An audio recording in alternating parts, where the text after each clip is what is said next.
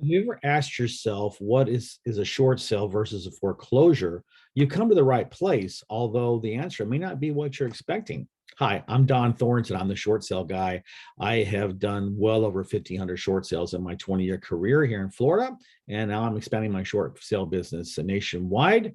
So let's get into it. Let's talk about what this is. Now, a short sale is basically a mortgage company sponsored or invented technique or strategy that allows a homeowner to sell their house at a price less than what is owed on the to the bank. For example, let's say that the homeowner owes $200,000 on a mortgage, but it's only worth $170,000. So they are $30,000 upside down or underwater, whichever way you want to describe it. So they cannot sell their property with a full payoff because no one's going to buy a property $30,000 higher than what it's worth. So this a short sale is the way that or the program that the banks have invented to be able to let those homeowners in those situations sell their property.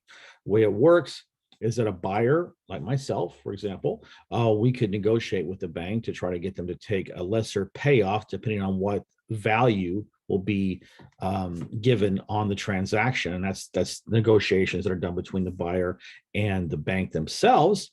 But let's say, for the sake of argument, that the bank allows it to be sold at the $170,000 amount or purchase price, and then the $30,000 that's owed on it will be written off and forgiven, and the bank also will pay all the closing costs for the homeowner. So it's actually a pretty good deal for the homeowner. So that's what a short sale is, and it's very, like I said, it's a very good technique that allows people to get out from under their a foreclosure, or not even a foreclosure, just get out from under a upside down loan. And it's good for the banks because they know that they will get more money, that will take less of a loss on a short sale than they will if they have to do something else, like a deed in lieu of foreclosure, or if it goes to foreclosure auction. Okay. So if you enjoy this kind of education that I'm bringing you in my videos, I would encourage you to go down and click the subscribe button. And don't forget to click the notifications button as well. So that way, whenever I have a new video drop, you can get notified and make sure you can watch it, because I'm basically giving you 20 years worth of knowledge that I've accumulated in my business all these years. So I think you'll find it valuable. Let's talk now about foreclosure. What is a foreclosure? Well, basically, a foreclosure is the procedure, the legal procedure that allows a mortgage company to get their collateral back. So if you remember, when you bought the property, you signed a promissory note, which is a promise to pay. You promise to pay them according to the terms of the note.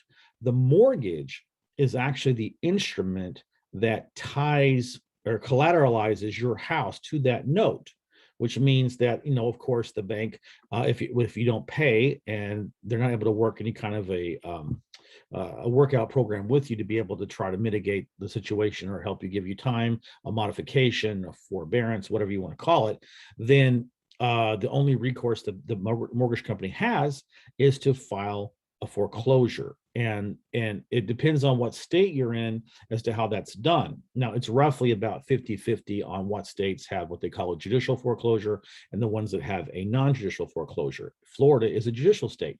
That means the bank has to hire an attorney and file a foreclosure action in the courts, and it goes to the courts, and the judge is the one that at the end of the process sets a foreclosure auction date, and the house is sold at the courthouse steps in a foreclosure auction. And at that point in time, the buyer is given a certificate of title, and then after 10 days, it depends on what state, but generally speaking, it's 10 days, and then that the owner, the new owner, actually has title to the property, and it's deeded over that way through the foreclosure auction. Okay, now in a non-judicial state, the banks don't have to go through the courts. They can choose to if they want, but usually they don't because it's less expensive, right? So they all they have to do is just basically notify the homeowner that it's going to be foreclosed on, and then I think there's usually it's like a 30-day notification in the courts, but that's pretty much just a just a courtesy, but it's pretty much all done privately. So that's a foreclosure, which, again, to review, means that it's the means that the bank is able to get its collateral back and take ownership of a property because the homeowner has not paid the mortgage for more than 90 days usually. Okay. Now, I'd like to ask you a question.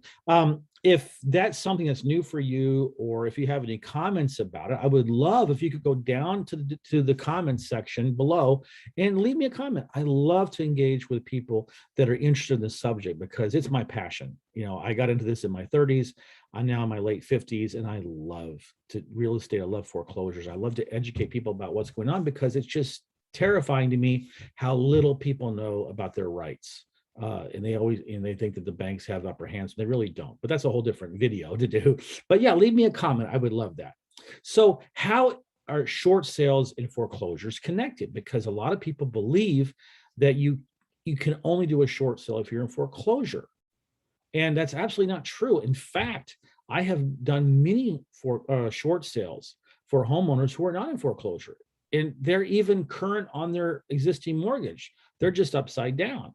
So it was more difficult to do that, say 20 years ago when I first got started. But now it's actually really very common. In fact, you don't even have to be behind on your mortgage to be able to do a short sale.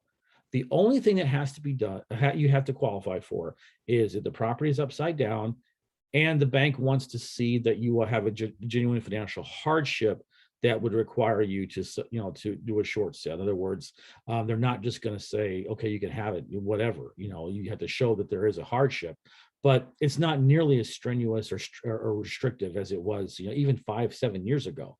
So that is a difference. So a short sale, homeowner can sell the property for less than a full payoff. Foreclosure is when the bank goes to court, or if it's a non-judicial state, they can just go ahead and notify you within 30 days that they're going to sell it at the foreclosure auction. And that's how they get the property back. And I hope that was illuminating for you. And I look forward to seeing you in my next video. Thank you.